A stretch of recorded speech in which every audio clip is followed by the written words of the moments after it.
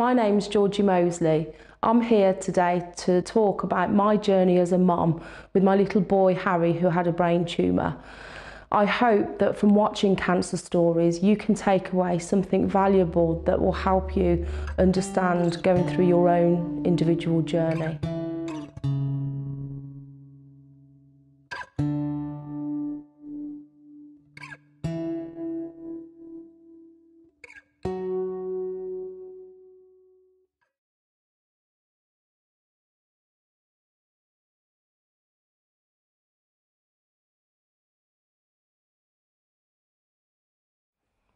Georgie, thanks for coming in today to join us on the Cancer Stories programme.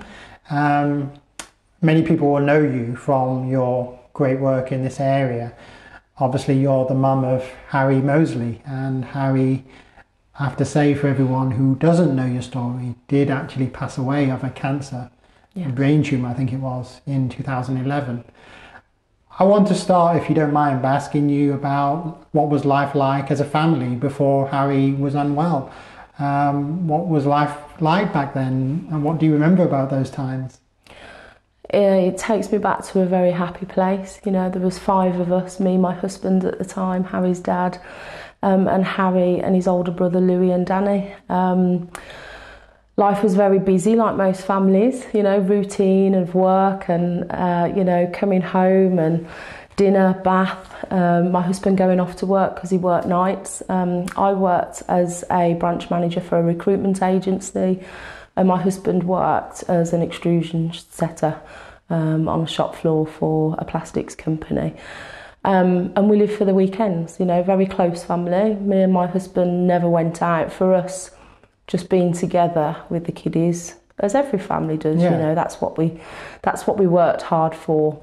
We're an average working class family, and we just got to a point of purchasing our first house and doing it all up. You know, everything was modern. Never had anything fancy, but 2 cars on the drive, holidays to Europe every year. Kids wore decent clothes, had the pocket money, and yeah, we were happy. We were a jigsaw that was cemented together. Were there any health concerns in the family in general at that stage? Had you had any reason to see what the hospital system was like, or have exposure to, you know, healthcare in general? Nothing at all. No, everything was fine. Everybody seemed healthy and happy, and yeah, life was good for us. We seemed to be just getting somewhere, and life was becoming a little bit easier. And how did the kids get on, you know, as a family? What were they like? What was their interaction like in those early years? My kids were very, very close. Yeah. They were all 3 years apart, and Harry looked up to his older brother Louis, and he'd also go and have little girly chats with his older sister, Danny. And we were a family. We didn't live, and I still live there now, but I'd never let them go out and play in the street on their own and that sort of thing. So though Louis and Harry were very much little buddies, they'd play football together in the back garden. They shared a bedroom together because we lived in a 3-bedroomed house. So they were very, very close, and out of school and their own sort of independence, they were best friends, which was lovely. And Harry himself, what was he like as a little boy? What did he like to do? Harry was very confident, very funny as well, and he wasn't very sporty like his older brother. He was more sort of arts and crafts type of child. But yeah, I always remember with Louis, he'd say, "Oh, Harry's copying me again, Mum." But because Harry just looked up to his brother so much, and whatever Louis was into, Harry was just getting to the stage where he had to have the same, or because then he'd be big like his brother.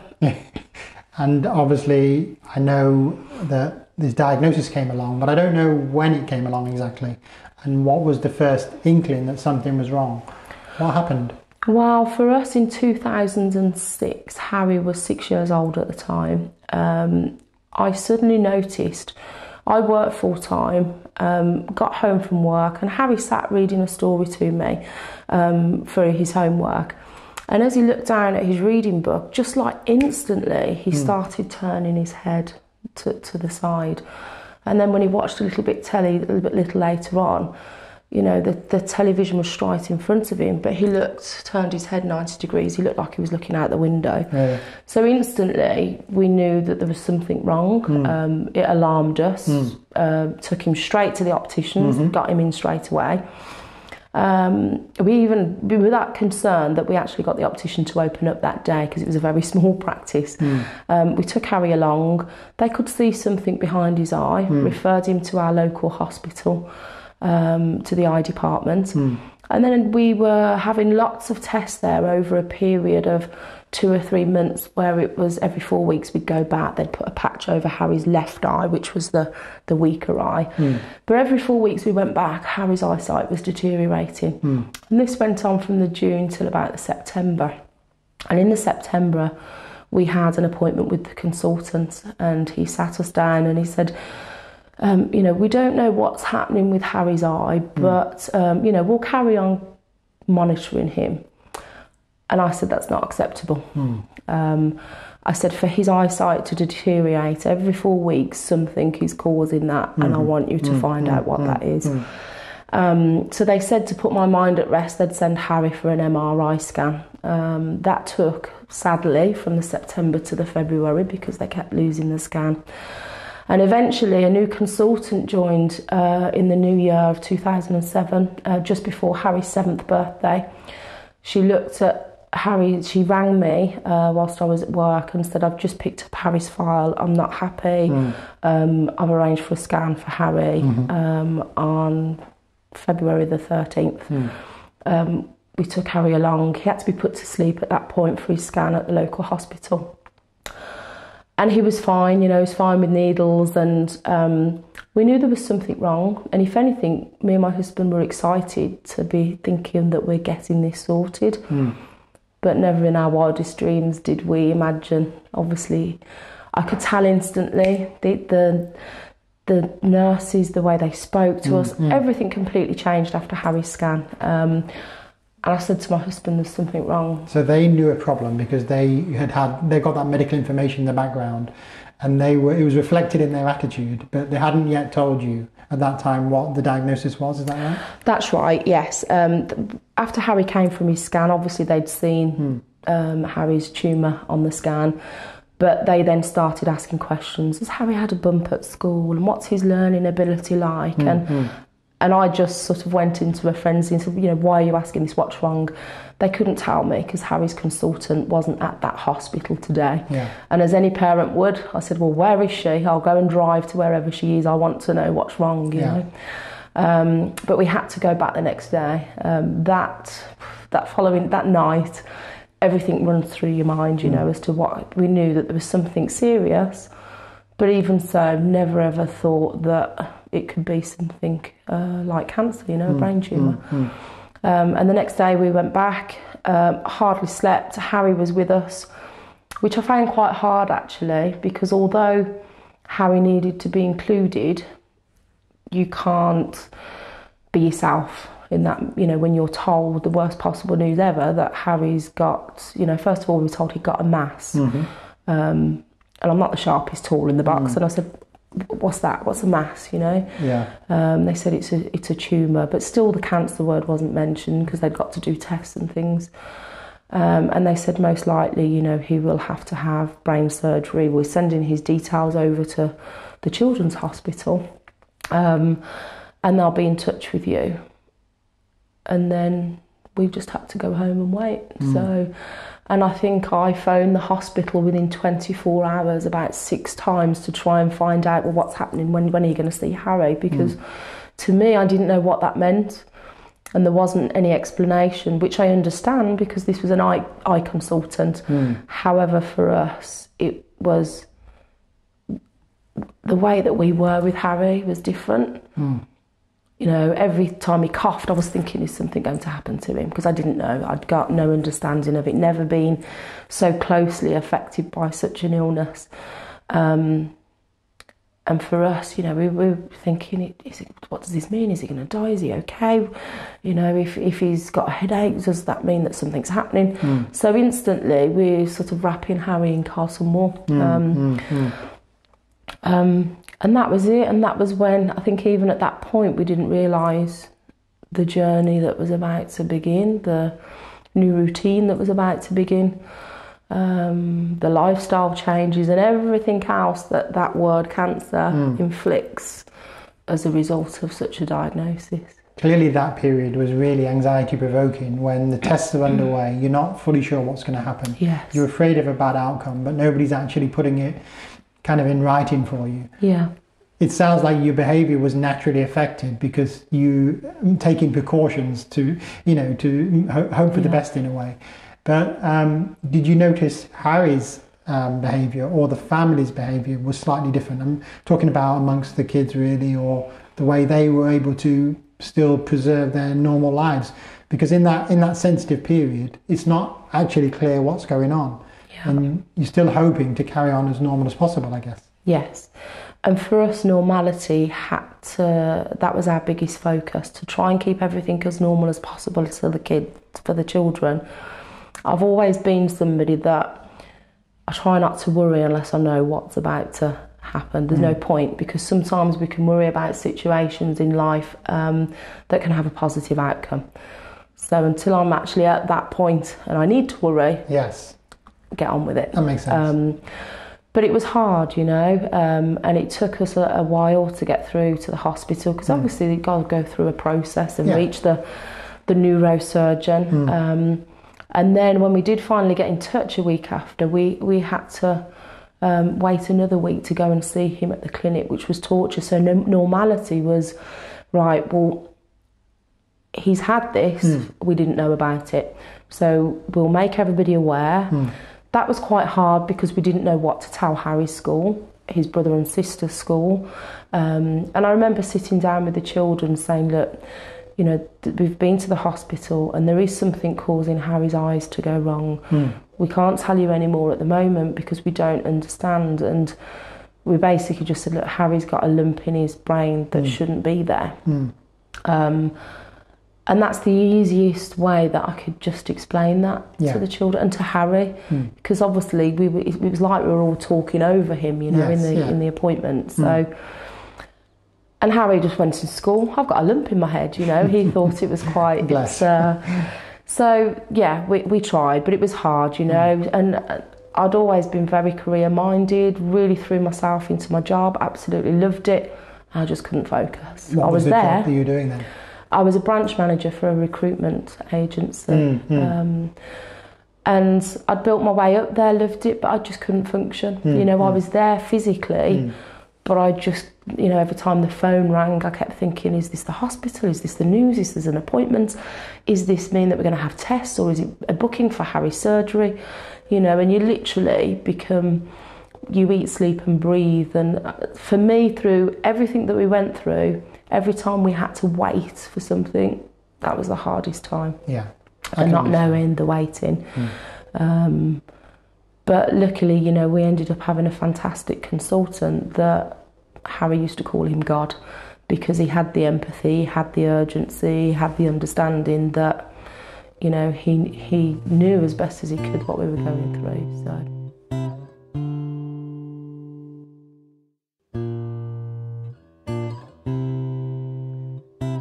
So you went through that very anxiety-provoking time where you were, Harry wasn't well, you were trying to get information and it was gradually coming over, and it was looking serious basically. Then you referred from the eye consultant to another consultant. And which specialty was that? Was that in neurosurgery? So what was the next step then, in terms of really finding out exactly what was wrong, about how serious it was, and what treatments were likely to be most effective?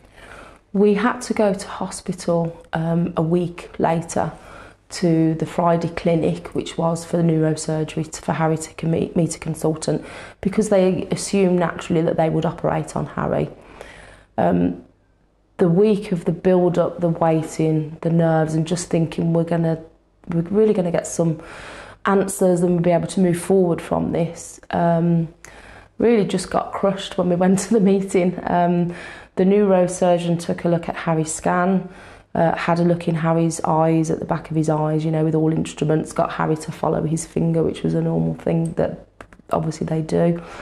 And then he said, I need to find out further. Harry's tumour's in what they call the hypothalamus, which is right in the middle of his brain. He said, I can see it's from the centre, but I need to establish where it's growing from. To do that, Harry needs to have another MRI scan. And that's all he could tell us. And as wonderful as he was, the words, the empathy, we were left a bit shell-shocked. So it was off home again and wait. But I couldn't wait, and I left it 48 hours and I was back on the phone. And then we had to wait till the following week for Harry to have an MRI scan. Still none the wiser, just that they needed to know more. And I just sort of wanted to go, just have him in hospital and, get it sorted out. And yeah, because obviously this was our life, this was our little boy, and we just, if anything, we just didn't understand. Did he tolerate all these toings and froings to the hospital and then having special tests like the scans? It's not easy for a little child to go through all that, is it? No, but for Harry, it was something different. It was something new. It was Mummy picking him up from school, leaving work, picking him up from school, and Daddy going to the hospital. And it was, it was just something that for him at this point, it hadn't been, he hadn't had anything that made him uncomfortable. So for him, he was none the wiser. He was still just Harry, and he liked meeting new people, and I think he was interested in what they were doing, actually. So there's a novelty to it. Yes. You could almost sell it to somebody undergoing tests as a young person that, let's do this. Let's see what the hospital's like. Let's see what so-and-so's like. Yes. Rather than it just being a big oppressive thing. Yeah. Because right then, you don't actually know how things are going to turn out. No, you that's don't. right. You don't know what's everything. And he looked happen. the same. He was as jolly. To look at him, you wouldn't think there was anything wrong. And actually, apart from the time when Harry was on chemotherapy and had his radio, the whole of the journey, you would not suspect that there was anything wrong with Harry. Yeah. Visually, and also because of his positive nature, and his jolly character that he was. So did the MRI scan show where the tumour was? Yes, eventually. The type as well that it was likely to be? Yeah, it eventually came through, and then they had to have Harry in hospital for a biopsy, and by which time a few weeks had gone past, and when we had him in for the biopsy, that's when we met an oncologist. I didn't even know what an oncologist was, and it was only when I got home that my dad said, gee, this could be cancer, this is a cancer doctor. But the doctor came over, a consultant, who's actually now a professor, and I can totally understand why. He came over, introduced himself when Harry was on the ward, explained that he'd gone off, and I think he could see that we were just at breaking point from the not knowing, from the waiting. I explained how long we'd waited, and he said, as soon as I get those results, I'll be back on the phone. The following day, because obviously a biopsy for Harry, they had to put a needle in theatre which went straight through his head, through his brain to the actual tumour. Wow. And there was a lot of risk involved with that, you know. And then I just remember seeing Harry come back, going down to theatre. And that was the worst for us at that point, you know. We didn't know things were about to get a lot more, intensive. Definitely. So to see him and go and collect him, and woke up sobbing with a bit of a shaved patch on his head and a plaster on top, and my head hurts. He was feeling a bit sorry for himself. Yeah, well, he was still in recovery room at that point, but it was a shock for, when you've not had a child that's been maybe accident prone or... but we got him back to the ward, and then his doctor came round and he said, as soon as I've got any news. We got home the next day, and as soon as we got home, my mum was there, and Harry went straight to sleep. He was tired, and he called us and he said, look, I've got the results. If you want to come in and see me, my clinic's Tuesday. And I just said, please, we can't wait. And he said, if you can be here in half an hour. Wow. And he dropped everything to give us that, because it was a Friday and we'd have to wait all weekend. Straight away, me and my husband got a taxi. We were straight back up the hospital, and that's when they revealed that Harry had got what they thought was a pilocytic astrocytoma. It was growing from his hypothalamus, which was hard to reach, and basically told us it was cancer, but a slow growing cancer. And I always remember him saying, you know, sometimes the faster cancers, they're more aggressive, but they are quicker to treat in terms of chemo works better. Okay. And he said Harry's is a slower tumour, but that actually can mean sometimes it's harder to treat and the chemo takes longer. And but as soon as they mentioned chemotherapy, I was like, gosh, you know, you hear stories and you never think it could be you. Yes. And how long had it been at that point then, from the beginning of the journey, from when Harry was first getting those symptoms? It was about, from first getting the symptoms, we're talking a year. We're talking a year. So it was an extended period, really? Yes, yeah. And for us, and that was that frustration, you know, it's, but the level of care that we then started to receive once they knew, but you don't understand at the time that they need to do all of these investigatory scans and procedures to get you to where they know what they can hopefully treat you with to cure you, you know. Yeah, for sure. But it's a frustrating time, and but it's just something that you have to get through the best way that you can. Now, imagining that, you know, all the kids are going through that nationally, you know, the similar thing at the time that you were, but also all those people subsequently. Is there anything that we can learn as healthcare professionals from your observation of the way that the diagnosis and the investigations were handled? I think just communicate.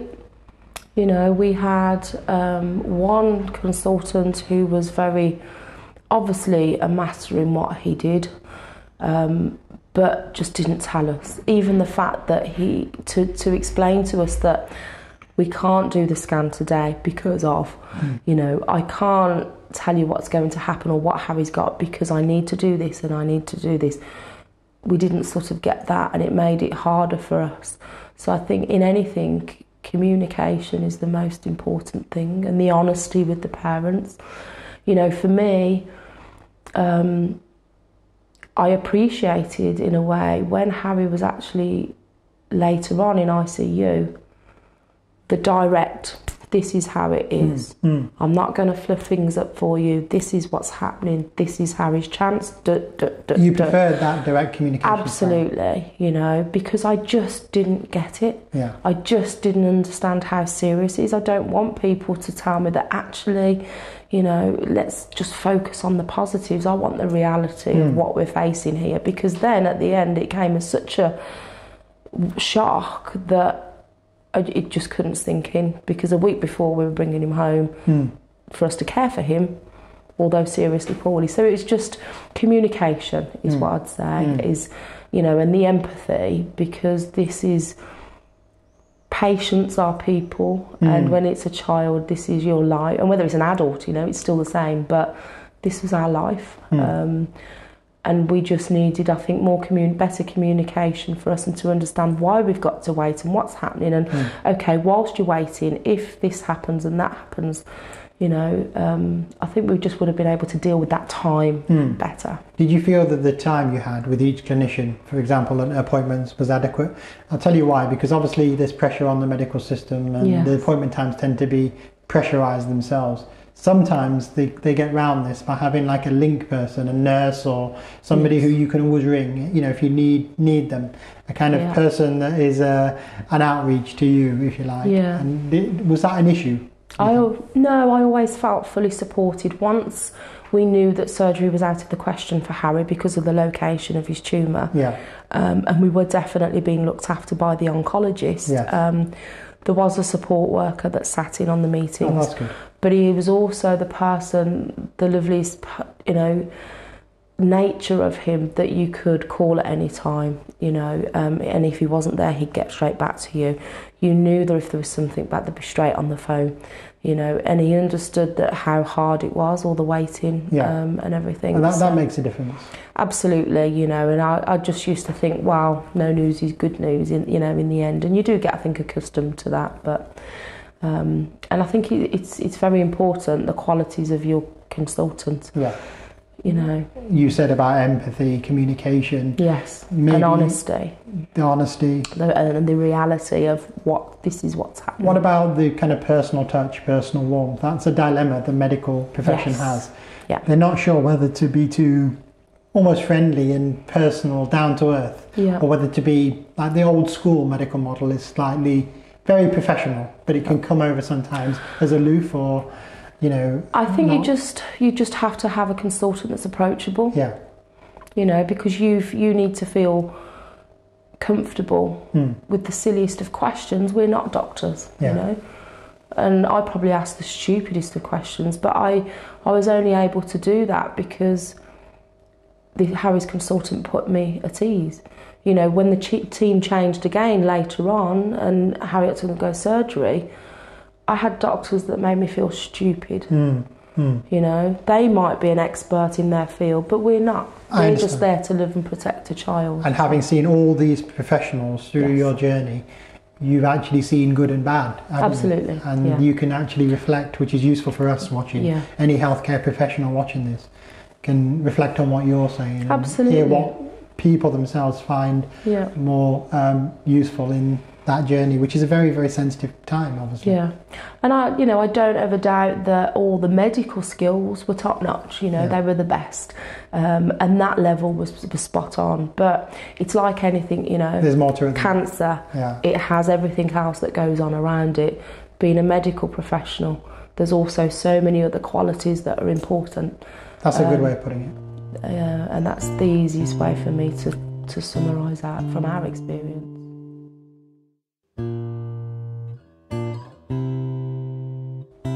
Let's talk now about the treatment aspects, which is really what Harry had to go through in an attempt to either reduce his symptoms, which is the burden of cancer, or aiming for cure. Did they say to you at that stage that they were aiming for a cure, or wasn't it as clear as that?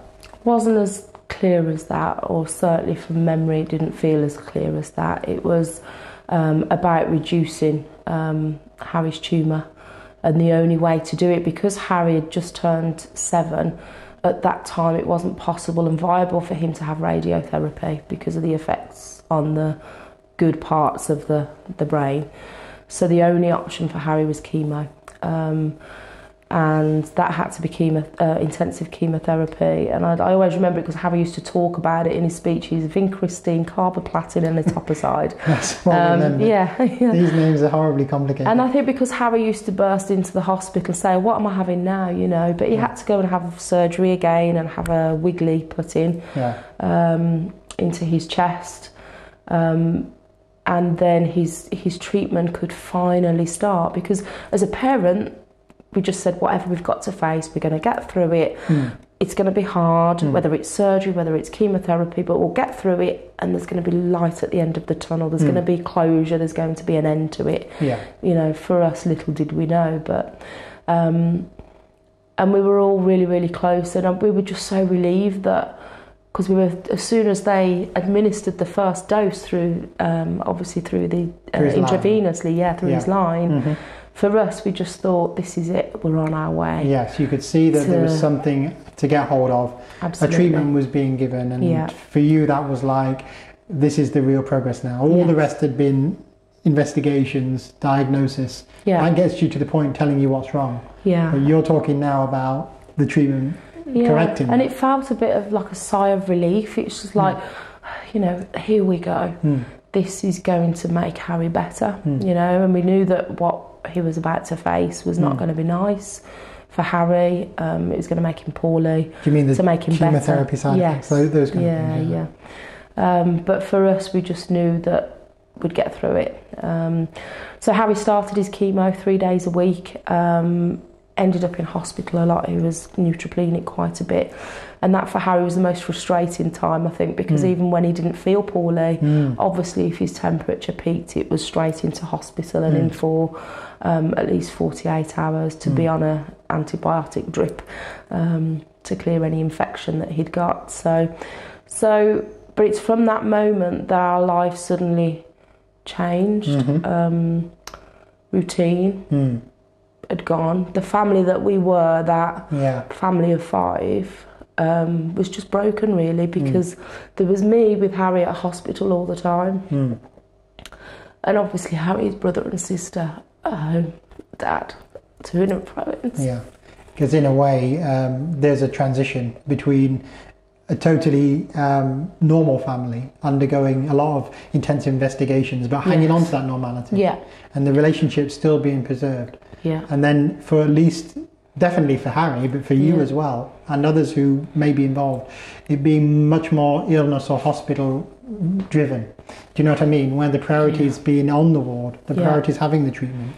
And that causes all that stress about maintaining that normal life. But the family dynamics can be affected by it. Absolutely, you know, and for Harry, you know, if it was, God forbid, but obviously if it was any of my children, the same would have happened, you know. It would, as Harry's mum, not that his dad was any less important, but I had to be there. So, you know, I suddenly went home one night and said, I'm going to have to not go to work, you know.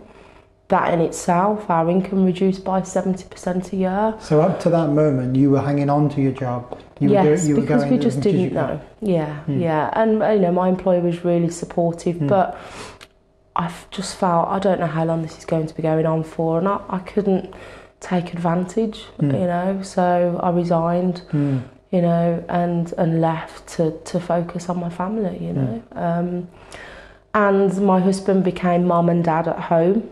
And you know, my other children, it impacted on them massively because of an evening. It was after I'd finished work, I'd collect them from the childminders, and then we'd go home and we'd have dinner together, and suddenly mum, they hadn't just lost Harry and Harry was poorly, they'd lost their mum too. That's very powerful in terms of the dynamics in the family. That's sort of, you know, that's had a massive impact on me as well, as to what it does to the other people. Not just the ill person, but the immediate family unit that's around, you know, it affects everything.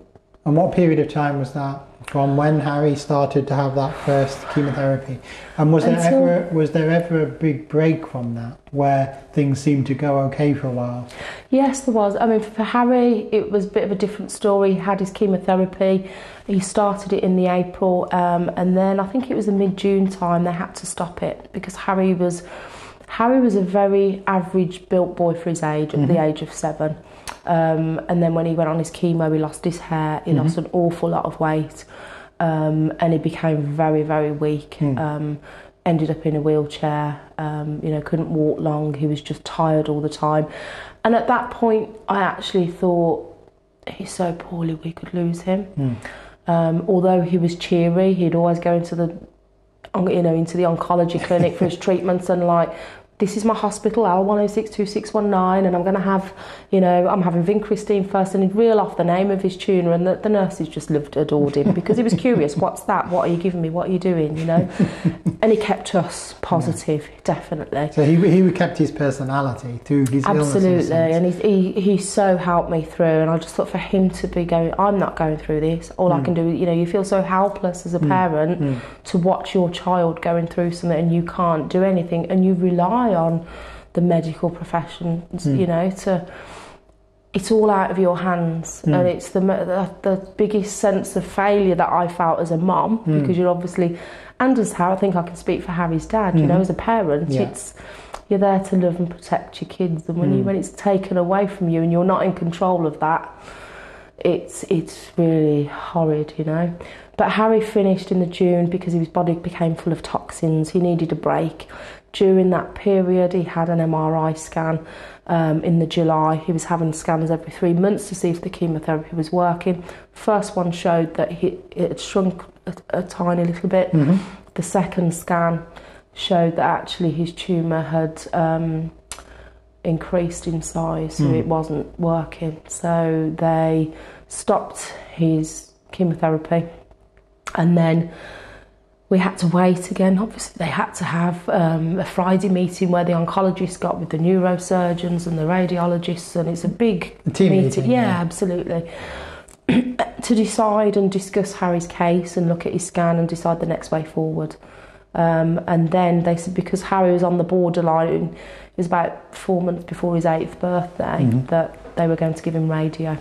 In between that, he was on steroids, which was quite a comical time because I always remember lots of little sausages going missing out the fridge. It drove his appetite, didn't it? Absolutely.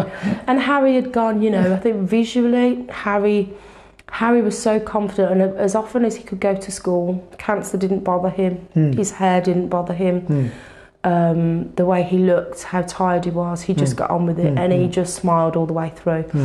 But when I think he struggled visually from going from an average built boy to going so painfully thin to then going to the other extreme, and also because of where his tumour was located, it was affecting all his growth hormones. Yes. He was just putting on so much weight, and that he found hard as a little boy. And also because by this time, once his hair had started coming back and his colour after the chemo had stopped, you know, he'd have people comment at school and pick on him because of his weight, you know, and as a parent, it's, but you don't know, and you know, and I'd always taught my children never to judge a person based on look, because you never know what's going on and what's caused that, and you know. So the school and the other kids knew, did they? You were mentioning earlier about telling them, I think.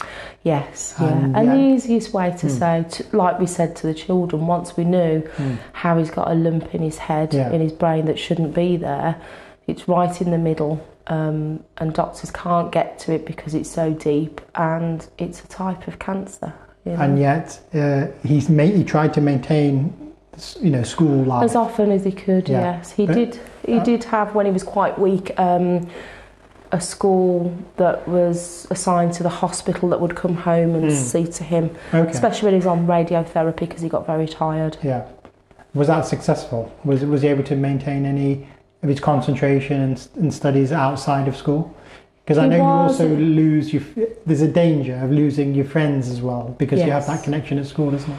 Yeah, and I think everybody just doesn't know, you know, everybody puts you a big roll of cotton wool around you, and for us, we were trying to carry on when we weren't in hospital and Harry wasn't having his chemo to have as much normality as a family as possible. Harry still got told off if he did wrong, you know, it wasn't suddenly.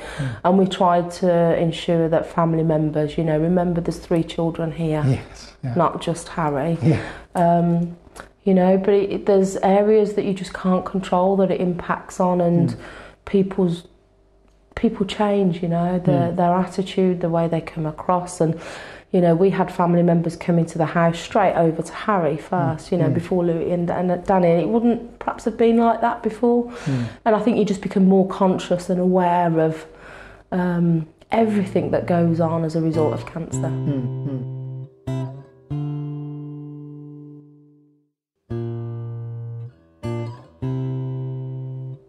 I heard you say that initially radiotherapy wasn't planned.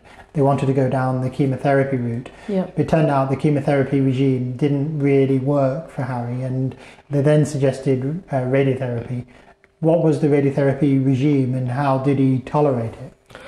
For Harry, he had to have radiotherapy every weekday for 6 weeks, which was quite a journey from where we lived, you know, it was quite tiresome. And he had to have a plastic mould made of his head, which when I look back, it's the only positive thing that I've got from Harry's journey. Is from his unwell journey, in a sense. Because I've got a 3D model of his face, which I will treasure forever, you know. But he'd go every day, he'd put his mask on, lie on the bed.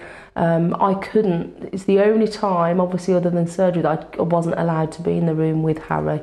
But it was fine, you know, a lot of children get put to sleep, but Harry was very mature for his age, and at the age of 7 he did just lie there very still, whilst the radio you know, was given to him. The radiotherapy dose, But I hear he had quite an intense side effect, almost like a massive sunburn effect from that radiation. What was that? Yeah, he had his hair started to fall out in 3 prominent places on the top of his head. It was like somebody had put an iron on and removed his hair in a very neat patch, and then 2 places at the side just above his ears. And then obviously it looked very sore, very you know, inflamed really. So that was obviously not pleasant for him at all, and it was itchy quite a bit. So was he off school during that period, or did he go back?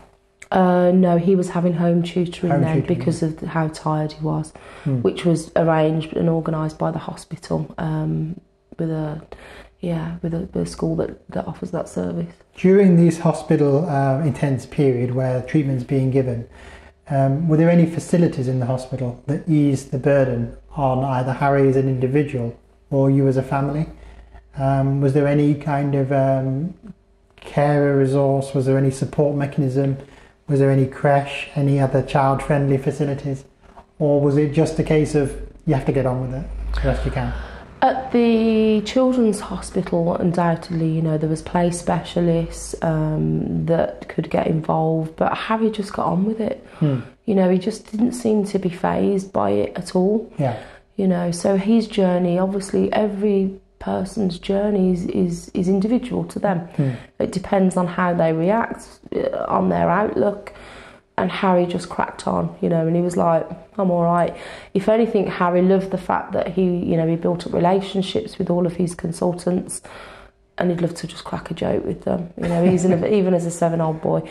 And he'd just walk into the waiting area, everybody that morning had got to have radiotherapy for a brain tumour in the part that we were at the QE this time, not the children's. Hospital in Birmingham, because obviously all the children from there, they can't give radiotherapy, they have to go to the QE.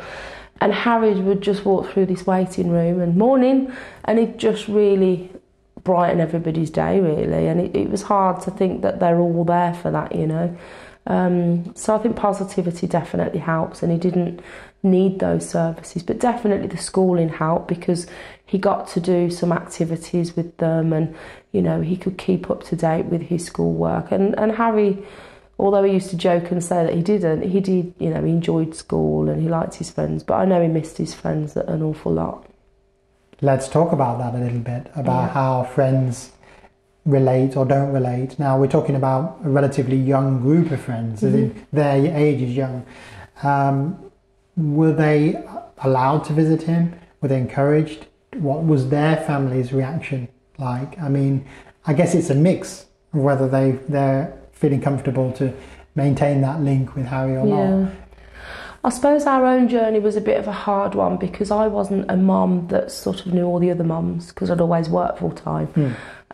So I didn't get the joy of going to school and dropping Harry off every morning and collecting him, which I absolutely lived for, on my holidays. It was something that I really welcomed. But so I didn't get to know anybody quite clicky, but there was a couple of his friends that did keep up that, coming to see him and coming round to the house.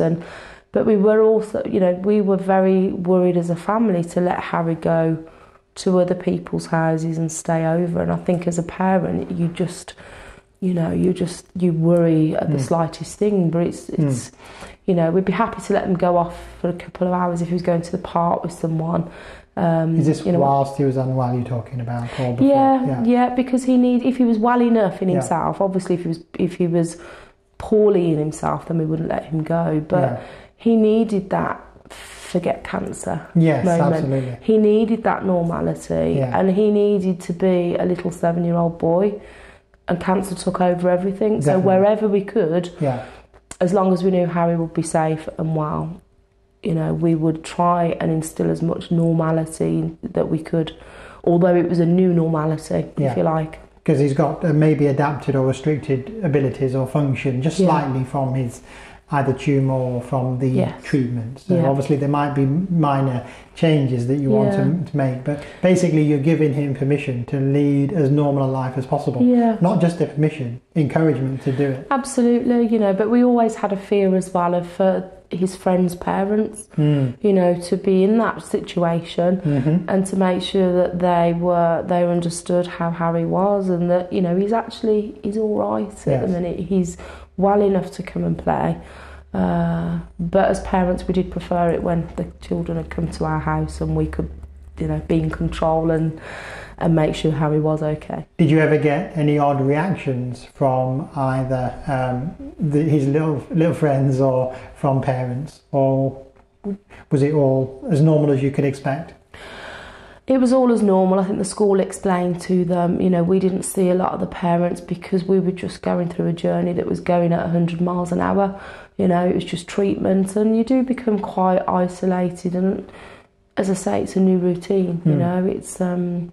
and people don't know how to talk to you, you know, and I think to them it makes them hug their kids a little bit closer, because you just think, oh, we know them, you know. It's you don't ever think it's going to happen to you, and you don't ever think it's going to happen to somebody that you know so well. So that's interesting. So what was people's reaction to you personally as the mum of somebody who was looking after somebody who was unwell? Very sympathetic, you know, and I remember when we first found out and Harry had just started with his treatment that the school were accommodating. They tried to let Harry go in so he hadn't got to be in the centre of the playground and things, but until they realised that Harry didn't care, you know. And if anything, I tried to pull myself back a little bit. I'm a person where I like to just get on with something, and sometimes the reminder of what's happening and somebody else actually telling me or speaking to me about that situation can make me really emotional. And if anything, you want your children to see, especially if Harry's in the playground, that, you know, we're all right, you're going to get through this and there's nothing to worry about. So for me, I suppose it's something I've just tried to keep inside and distance myself from. What about your own friends? Were they still supportive through this? You know what, my own friends, I've probably got, and back then, it's a hard one. I've probably got a handful of friends, didn't see a lot of them. My friends were my family. It was my husband and my 3 kids. Only a few close friends, and mainly your family who you rely on. They were devastated, you know, and I knew that if I did need to, they'd be on the end of the phone.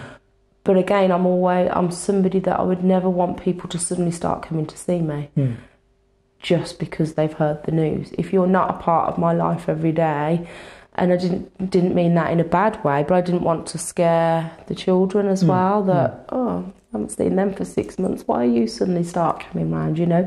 It had to be the normality. But I had some really good friends who I still have to this day that I can pick the phone up if need be, you know. I want to ask you about how you maintained your role with your husband and also with the other 2 children, not just in that difficult period, but as time went on. How you hinted earlier to me that with all that time you spent looking after Harry in hospital, you felt that there was something could be lost. And looking at it just from my point of view, just the time factor is going to have a massive burden. Absolutely. So what was your reflection looking back on whether that was an issue with the other 2 children particularly? I think that the other 2 children, you know, they did feel it, but I've always been very honest with my children and explained, and they knew if it was them that it would be exactly the same, you know. They knew at this moment in time that we had to get through the following, what we thought would be 12 months was going to be very different to what we knew as routine, but after that we'd get back to how we were. But it was just a bad time that we needed to get through to get Harry better and to get our normality back. And they were just the best kids ever, you know. They loved the brother to bits. And it was hard, and when they come to the hospital, obviously my husband would sit with Harry and I'd go out, and me and my son and daughter would have our time. Actually, that's a very good tip right there. That even in that very intense zone of the medical treatment and actually in the hospital, you would still give the other kids some time for themselves, because otherwise they're missing out on everything that's valuable from you. Yeah, absolutely. And it's, you know, they knew as well that their dad was just terrible in hospitals, you know, he was the first to admit it. And they understood me being there, because you saw some parents that would do a role swap, you know, and mum would stay or dad would stay. But for me, it was me forever staying. But that was because that's, you know, that was better for us. And it feels, you know, too little of what we could do for Louis and Danny, but they knew that we did the best that we could, you know. It's but it has, you know, it's impacted on their lives massively, you know. And they, you know, when Harry was diagnosed at the age of 7, really, his brother was 10 and his sister was 13. So all they remember really is cancer, you know, from their childhood. they probably don't even remember before. You know, they just remember the journey. It's been a big part of their lives. Absolutely, yeah. It's, you know, it's 5 years, so which is a huge time for them. Yeah.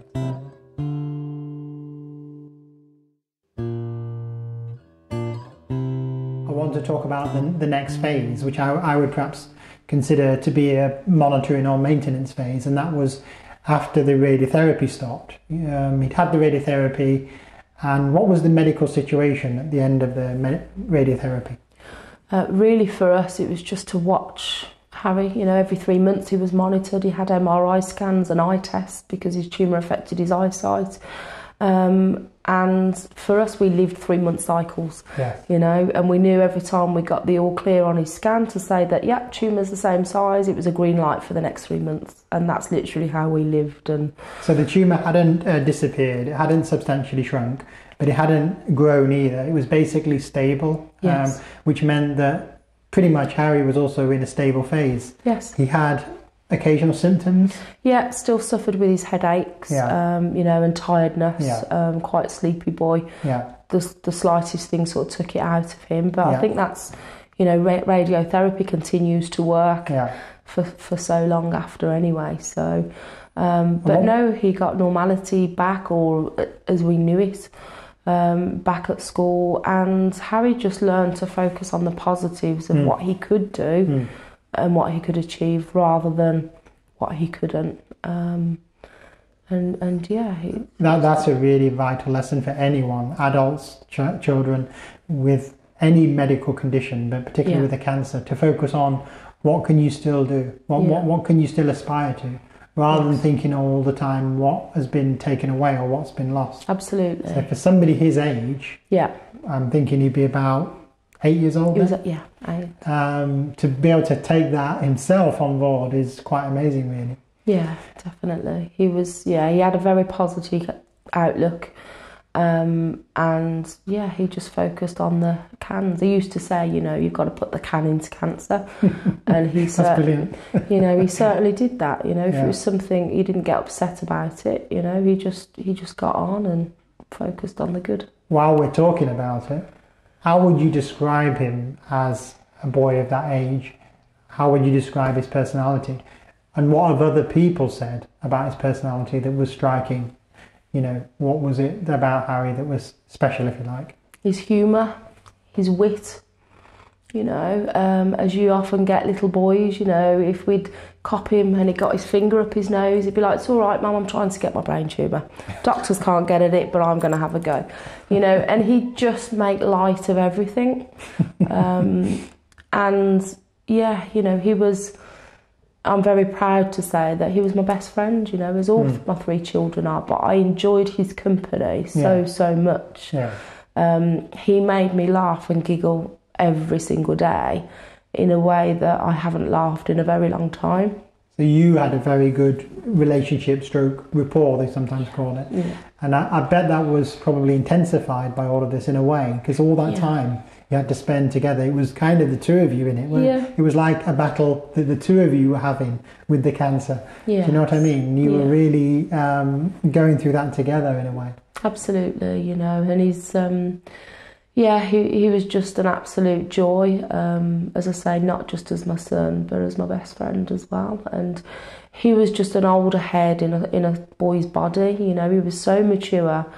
And I think because of the period that he'd gone through cancer, you know, from the age of 7, he was at that point where cancer could and did mature him. The journey matured Harry. You know, I think if you go through it at a certain age, it becomes what you know. So, yeah, you know, very proud of him and just the light that he brought into our lives. And Harry actually helped us all through the journey. You know, my husband at the time, his dad, and his brother and sister. Yeah. Because he just carried on. He didn't want sympathy. He didn't, you know, I've got cancer. He just got on. And it was hard actually to understand sometimes that, remember, he's still poorly, you know, because of how, you know, just the persona and everything that he gave off about him was just so charming, really, for a little boy.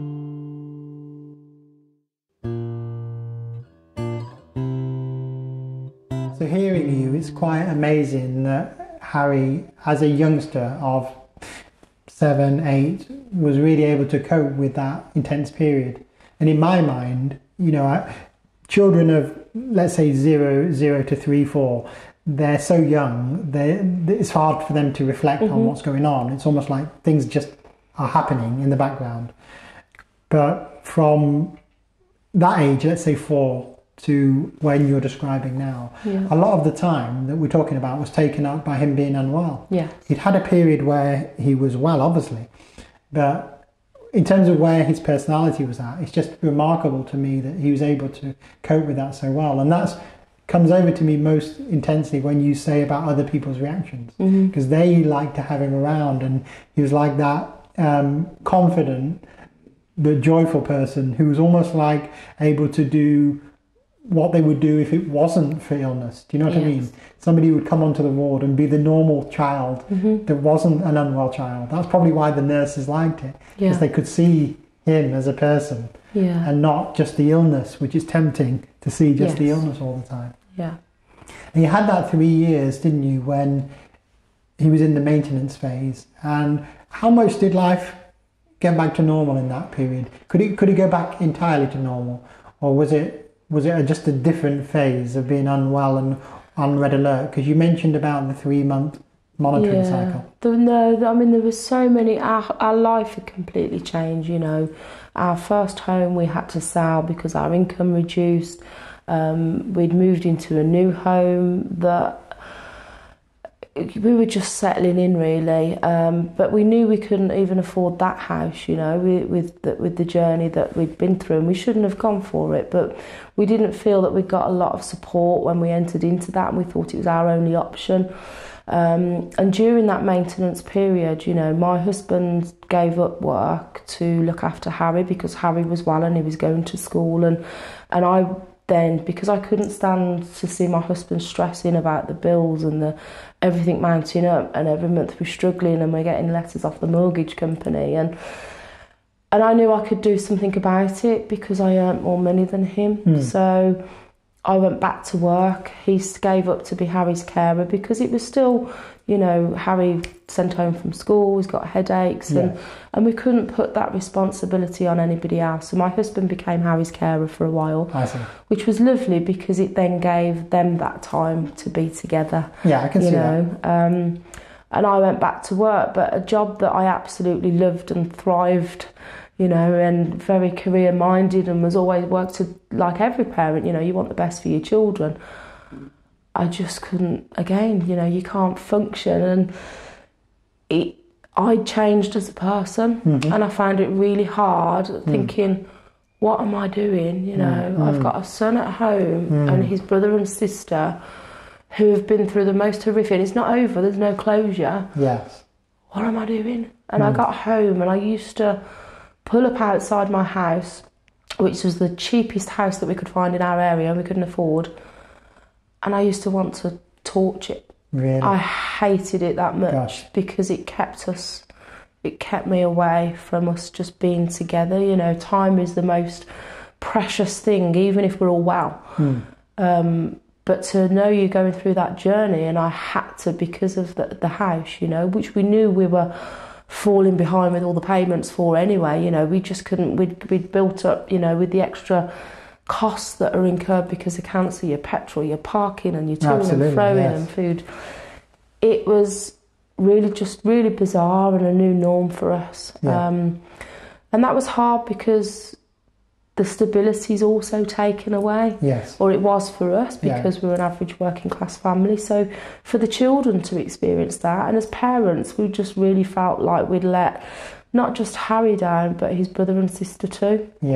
You know, what they knew of Christmases and birthdays and the regular treats and trips couldn't happen, you know. A lot of the normal things are squashed by all those medical issues. You know, and we did our hardest, you know, in terms of, you know, and it was lovely because we'd still go and have picnics in the park and take the rounders bat and the, you know, the football and things, and they were probably more enjoyable than, you know, than what we used to do, so to speak. But we still got that quality time, but it it was hard, but you just get on with whatever you face, and that's what we did. And Harry and Louis and Danny were all back at school and all doing well, and we just tried to make it as normal as we could, you know. And obviously we always got a bit on tenterhooks and probably a bit anxious every 3 months, because we thought, oh, you know, okay, we're going to be all right for the next 3 months, and tomorrow the results could change everything.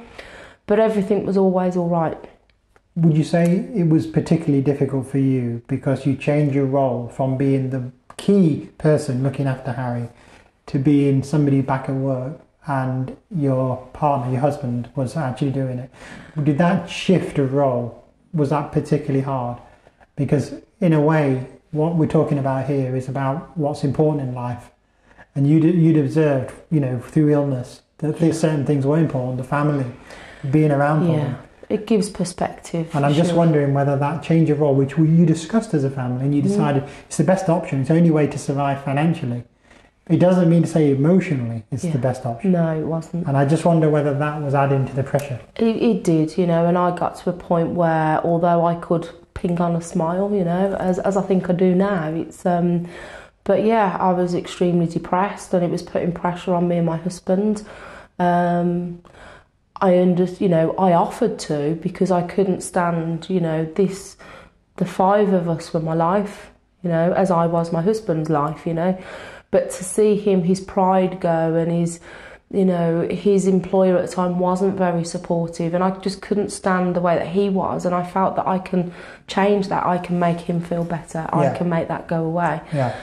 But I hated the fact that cancer was tearing us, you know, apart, and it wouldn't allow us to just be together. It's, and that's for that period. I think this is a side of illness that people don't appreciate. No. It's the pressure on the family, and also the financial stress. Yeah. You know, that if you don't have good financial means, yes, you're in a kind of catch-22, because you feel you should be there all the time, but yet you also feel we have to bring in the income. Yes. And it's a very, very delicate balance, that. Yeah, it's very definitely. You know, I carried on, and I tried as hard as I could, and it was just destroying me inside. And then, you know, we swapped then again. You know, I said I just cannot function, you know. It's and we went back to, you know, the role reversal, if you like. But I think your goals change, your perception on everything changes, your outlook changes. And I'd worked in recruitment, and the role that I loved, you know, but when you then have people that come through your door and perhaps haven't got that zest or attitude for life. Sure. And I go home to a little boy every day that's, you know, living life, making every minute of it, wants to be here, and then you get people that just cannot be bothered. Yes. Oh, I find it very hard. Yeah, I find it very, very hard to actually represent people. Yeah. I mean, don't you think a lot of people in life take life for granted? Yes. And often, we're all guilty of this from time to time. Unless something comes to shake you up, you don't necessarily realise what's good, you know, what we have, and a lot of the assets that we have, and also what's important in life. I describe it as people being on autopilot, that you can just go from one issue to the next, which seems big, but it's actually quite small. Yeah. And until something disturbs that, you don't really think about it. As a society, you know, I think ultimately because we all try and do the best for our families, you know, but doing the best doesn't necessarily mean about having those materialistic things. You know, you all want to do your family proud. I wanted my kids to have the nicest things, which is why we'd, like any other family, worked so hard. Okay, we hadn't really got anything wow, but we were comfortable. But you get so caught up in all of that, you know, work, and there's a saying, isn't there? You know, you work to live, not live to work. Yes. And time is just so precious with your family, and I think it's always having that at the forefront. That's more important than absolutely anything. And I think we all need something to go somewhere, to experience something. And even if we haven't been through an illness, we can all go somewhere and experience something to actually make us realise that. Not that we should have to. Yes. You know, take a step back. I agree.